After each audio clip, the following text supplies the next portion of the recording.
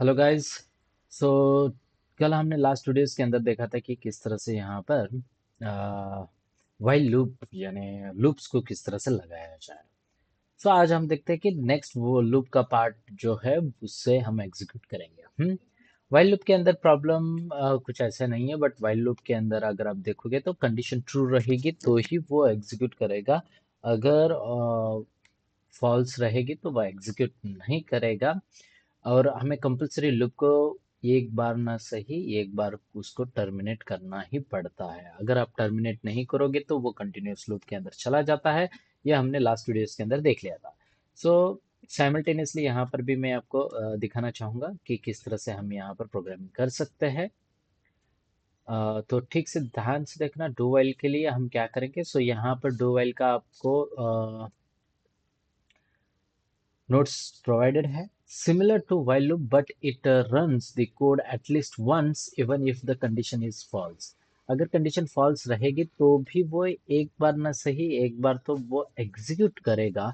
अब ये करना क्यों जरूरी है, अगर आप इक्वेशन के साथ देखोगे तो उस टाइम पर आपको पता भी चल जाएगा, क्योंकि कभी कभार क्या होता है एक बार नहीं सही एक बार आपको वो दिखाना पड़ेगा कि वो कोड आपने क्या लिखा है, और एक बार ना सही उसको प्रिंट करना होता है। तो उस टाइम पर हम डू व्हाइल को यूज करते हैं। चलो ट्राई करते हैं।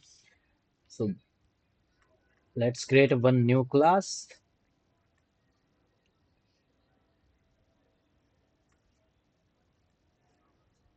तो लूप सामने पैकेज बनाया था, उसके अंदर एक व्हाइल लूप का क्लास था, साथ ही साथ हम डू व्हाइल का बना लेते हैं। सो यहाँ पर न्यू और यहाँ पर एक क्लास। सो क्लास रहेगा हमारा डू व्हाइल। इसके अंदर आप अंडरस्कोर को भी यूज कर सकते हो, while underscore loop. Okay, do while loop. एकदम सिंपली हमने क्लास नेम दे दिया। अब इसको क्लोज कर देता हूँ और यहाँ पर लिखूंगा मेन। ठीक है, यहाँ तक तो नॉर्मल है। यहाँ तक हमें कोई प्रॉब्लम नहीं आएगी कि आपका कोड किस तरह से एग्जीक्यूट होना चाहिए। सेम सिंपली जिस तरह से हमने व्हाइल लूप के अंदर प्रिंट किया था उस तरह से यहाँ पर भी हम प्रिंट करेंगे। सो इंट मान लेते हैं just num equals to 1। Okay, इसको मुझे 10 टाइम्स इटरेट करके वहां पर प्रिंट करवा देना है। सो मैं डू को यूज करूंगा और डू करली ब्रेसेस स्टार्ट होगा और यहाँ पर उसकी कंडीशन देनी होती है। एटलीस्ट एक टाइम तो वो एग्जीक्यूट करेगा अगर कंडीशन ट्रू रहे या फॉल्स रहे। सो मैं यहाँ पर फॉल्स यूज करता हूँ तो चलेगा, कोई प्रॉब्लम नहीं, और सेमीकोलन से एंड कर दूंगा और यहाँ पर लिखता हूँ सिस आउट।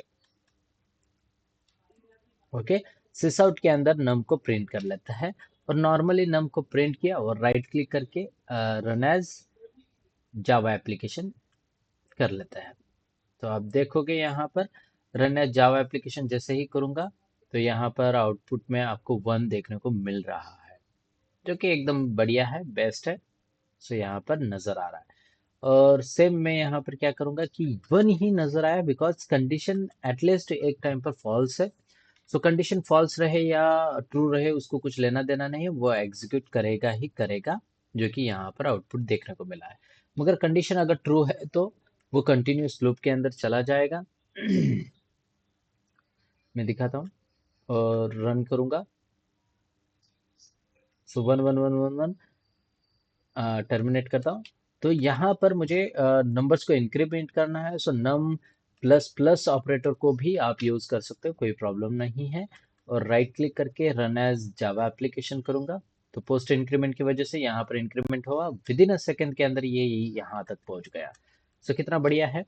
और ये है, बट मुझे कंडीशन यहाँ पर प्रॉपर देनी पड़ेगी। सो मैं बोलूंगा नम इज लेस देन 11। अगर मैं इस तरह से कंसिडर देता हूँ तो ये एटलीस्ट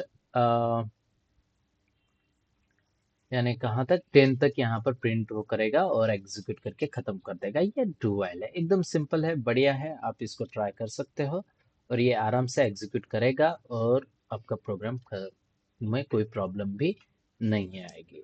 सो ये सिंपल डू व्हाइल का एक नॉर्मल मैंने यहाँ पर बताया है कि किस तरह से आप डू व्हाइल को प्रिंट कर सकते हो। सेम यहाँ पर भी है। तो साइमल्टेनियसली हम नेक्स्ट कंसेप्ट की तरफ बढ़ते हैं।